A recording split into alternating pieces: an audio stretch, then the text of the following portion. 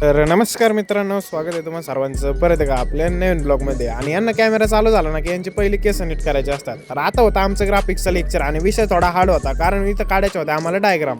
तर मी तर काढत होतो डायग्राम, पण माझा डायग्राम बघून ना असं बऱ्याच जणांना वाटत होतं की हा काय डायग्राम काढत नसन, हा दुसऱ्याकडनं डायग्राम काढून घेत असन. आणि आमचे सर एवढे पुढे जीव तोडून शिकवत होते आणि आमचे सुमित भाऊ ना मागणं पुढे आले होते, कारण त्यांना सरांनी शिकवलेलं काही समजत नव्हतं. आदर्श भाऊने जरा चांगलंच ज्ञान दिलं आणि जसं त्यांना कळालं कॅमेरा चालू आहे तसं त्यांनी डायरेक्ट मागच मान फिरवली. तर आता इथं विषय ना थोडा हार्ड झालेला होता, कारण इथं आपल्या साहिल भाऊने मारला होता मागं पेन फेकून, आणि तेवढंच आपल्या सुजल भाऊला लागला. आणि तसं कळालं सुजल भाऊला साहिल भाऊने मारलाय, तसं सुजल भाऊ डायरेक्ट तापला होता.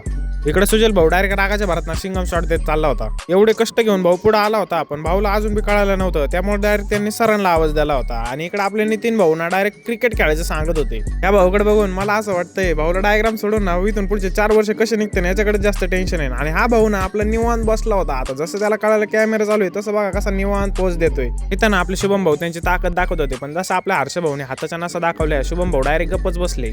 तर आता आमचं सुटलं होतं कॉलेज आणि मी निघालो होतो घरी. तर विषय असा होता की घरी जाता म्हणलं चला गाडी तरी वॉश करून घेऊया. चला मित्रांनो, मी घेतो गाडी वॉश करून, भेटू आपल्या पुढच्या ब्लॉगमध्ये.